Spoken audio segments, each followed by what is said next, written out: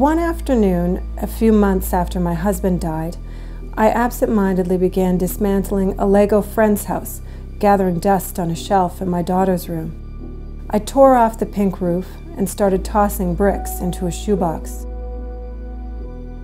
I was perpetually tidying, an obvious effort to create order in the chaos of loss. I'd sweep and scrub and shuffle papers, anything to keep my hands busy. I was postponing decisions on what to do with John's shirts and socks. And I was preparing for the biggest test of my life, raising our 2 kids on my own. I was down to the toy house's plastic foundation before I realized what I'd done, and I felt sick. I could clearly remember seeing my daughter Maisie sitting beside her dad, piecing the dream home together brick by brick. She had just received the toy as a Christmas gift, and John was as excited as she was to tackle the project. And now, in some over-functioning stupor, I had carelessly demolished the only home they would ever make together. This, in a nutshell, is grief and parenting, stumbling, fumbling, and trying to move forward while clinging to a past that can't be preserved. My daughter was furious when she saw what I'd done. I'm not sure if she was angry because I broke part of a connection to her dad, or simply because I invaded her space. I felt too guilty to ask, and now it's unlikely she remembers, but I do. It still makes me ache. But the Lego incident is just one of 100 situations with no easy solution that we've gone through since my husband died. Remaking the house would not make things better. Some things can't be rebuilt. From the day our kids were born, John embraced being a dad.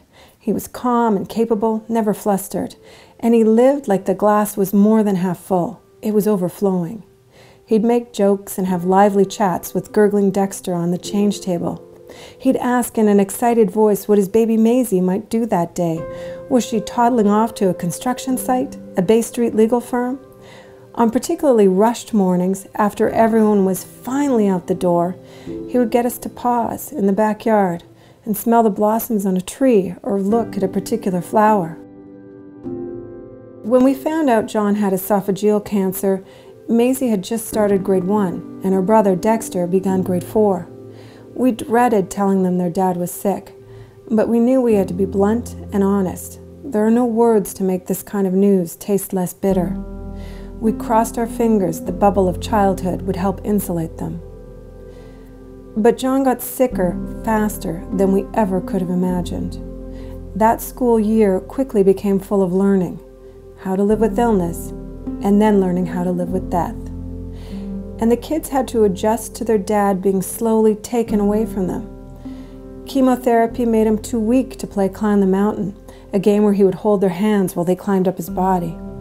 And we had to retire the nighttime Heidi game, a bit of bedtime silliness where John would look all over our daughter's room for her.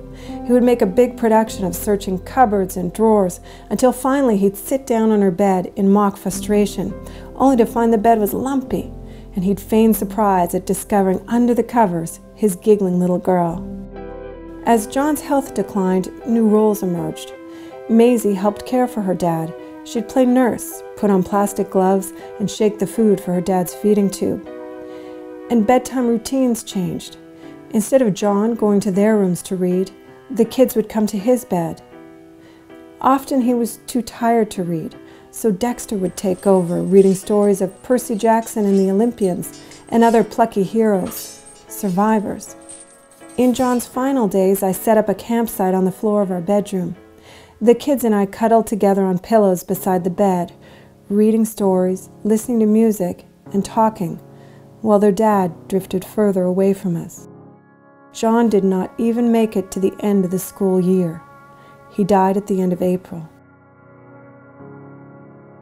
The immediate aftermath was a blur. I had to contact friends, find a place for the funeral, and keep breathing. At night, the 3 of us would collapse in a heap on a mattress in the floor of our bedroom. Our strength was bolstered in our nest, and in the months that followed, it was vital for the kids that we stick to our family traditions. But while some routines are the same, everything feels different. 3 years on, we still celebrate John's birthday and enjoy his favorite dinner, butter chicken, and we have cake. Now there's an additional day on our calendar. We call the day John died Daddy Day. I take the kids to lunch and we skip the afternoon of school. We explore parks where we haven't been before, and we drive around listening to John's favorite songs on a CD his best friend made for us. I've always been a mom who creates lists for everything. Lists of what gets done during the week, lists for groceries, lists for house repairs. So now I keep lists of achievable fun. Parks or festivals we could go to, simple adventures. Each check mark is an accomplishment of getting through another first without their dad. Go to the park, check. Visit the driving range, check. Take a vacation as a family of 3, check. And when we are jumping into pools, binging on roasted marshmallows, and having fun, I feel like we are closest to John. I know he would want nothing less than this. We are less fragile today, but we will always be mourning. There's a new kind of growth chart in our lives. Instead of marking their height against pencil notches on a door frame, our progress can almost be gauged against a spiritual yardstick.